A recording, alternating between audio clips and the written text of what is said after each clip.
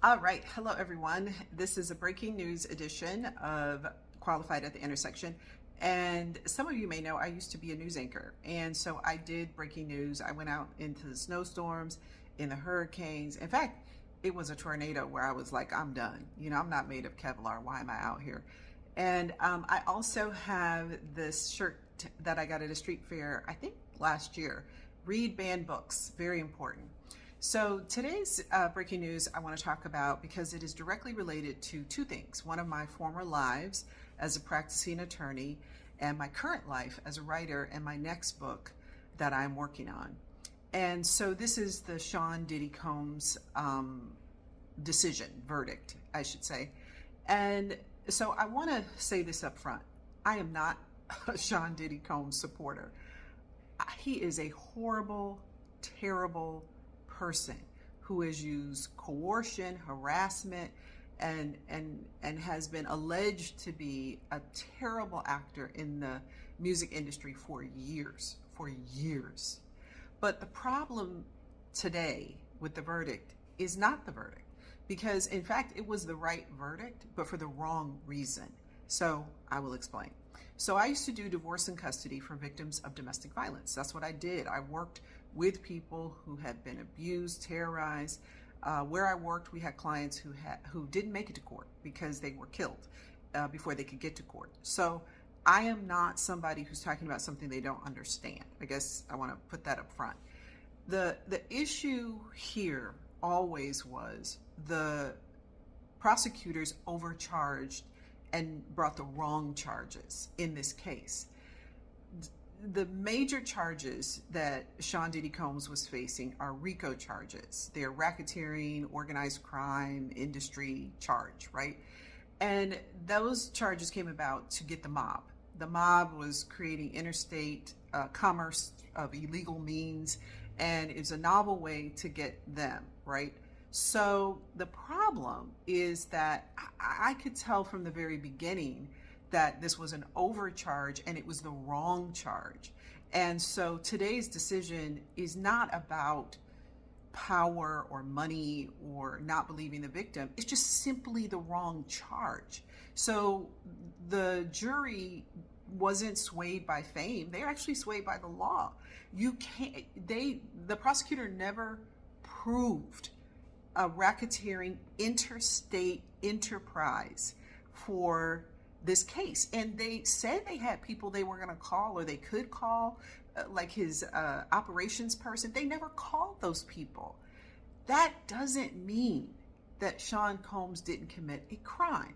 Now, the two crimes that he was convicted of have to do with prostitution or moving people around for prostitution, called the Mann Act of interstate, moving people across state lines for purposes of prostitution. But none of this is really the issue. The issue is domestic violence. The issue is sexual violence and how we in this country shame and make victims of domestic and sexual violence afraid to come forward at the time where those cases can be tried. And there was a conspiracy, but it wasn't a RICO conspiracy. There was a cultural conspiracy that prevented Cassie and the Jane Doe victim from being able to say at the time, I am a victim of domestic violence, sexual violence, and I want to bring a charge. This is what we saw in the Harvey Weinstein situation, right? People, women at the time felt they could not say so because he, the man, had so much power. I mean, that's really what it comes down to. And a law school, I went to Northwestern Law School, and a law school professor, I thought I had the book, let me get it. Deborah Turkenheimer, she's a professor at Northwestern Law School, wrote a book called Credible, and you should get it. And Credible talks about why we doubt accusers and protect abusers. This is the problem, because there is a credibility complex. Neither Cassie nor Jane Doe were perfect victims. And in order for us as a society to believe the violence or the sexual abuse that either of them were experiencing at the time, they knew they were going to be held to a higher standard because, well, they had agreed partly to be in a relationship with him. They were in a relationship with him at different times. Maybe even in the process of having sexual relations with him, they agreed up until the point that things happened that they didn't want to happen. We as a society are very punishing on women in those circumstances. And that's what the book Credible really talks about. And so the problem here is not that this verdict is wrong, because legally it is the right verdict. The problem is it was the wrong charge. And the reason it was the wrong charge is because we culturally do not make a space for victims to come forward at the point when the charge should have happened. So let's take Cassie, because that's the easiest one to see. That video, when she is beat in that hallway, she was not empowered. At that point, Sean Diddy Combs was at the apex of his power. And you may say, well, that's the RICO. No, it's not the RICO. The RICO is interstate enterprise. Sean Diddy Combs is just an average man in society who has a lot of power at that moment. He had a lot of power. And so Cassie she knew that there was no way people were going to believe her at that time around the issues of physical abuse or sexual violence. And then the men at the hotel who conspired to hide the video didn't report it, even though they saw what happened. That is how we get here today. Because where the charges should have come for Sean Diddy Combs was at that time, or even an earlier time. But because we in the United States are deeply conflicted about who a victim is, about victimization, period, there was no opportunity for either of these women to come forward. Now, when you talk about a broad-based conspiracy, I think a lot of people were shocked that if the prosecutors had this, where were all the other victims? Where were all the other people? So I don't know what was going on in the prosecutors' minds, or did they just not have the information? But based on what they presented to the jury actually made the right decision, but it's not for the right reasons, because the jury that should have sat in judgment of Sean Combs was the jury that should have been there after he beat Cassie at that hotel. The jury that should have addressed Sean Combs is the jury that Jane Doe should have been empowered to go to the courts, get justice at the time. And justice delayed is justice denied. And that justice delayed because of culturally how we see a victim is why justice was denied today.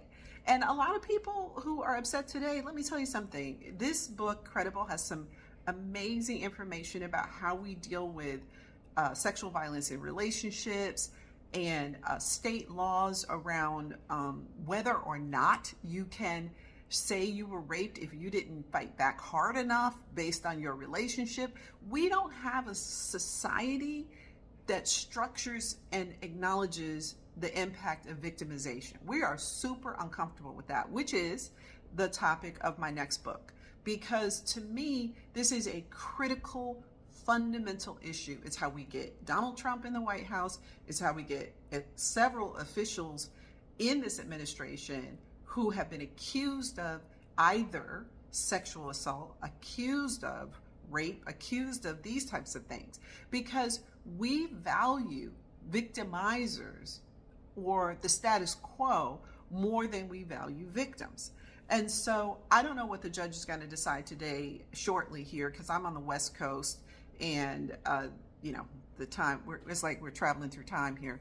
But the judge is supposed to evaluate whether Sean Combs, P. Diddy, can be released today. And, maybe he should. I mean, the problem with this is if he would have been convicted of the RICO charge, it would have been appealed. It just wasn't the right charge at the right time. The right time was upstream.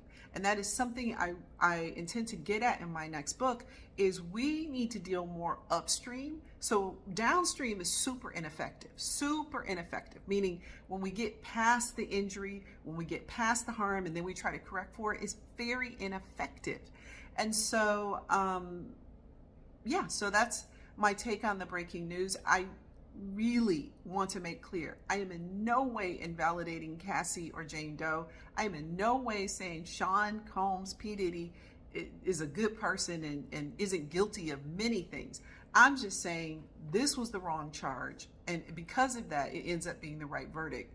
There were other charges. There were other times when he should have been charged, and because of how we as a society view victims specifically of domestic violence and sexual abuse, we were unwilling and unable to support them. Look, if Cassie would have brought charges then, public opinion would not have been on her side. History tells us that. This book, Credible, tells us that. Everything tells us that.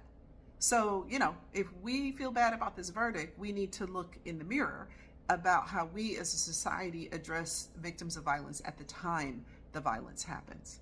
So this is our special report, and I do want to say thank you to my now 1,000 subscribers. I am so grateful. I hope we can grow this Substack together. We're going to talk more next week about how we can do that, some of the special things coming up now that we've hit the 1,000 subscriber mark. And then, of course, there will definitely be the newsletter tomorrow. But thank you all. Thank you for tuning in.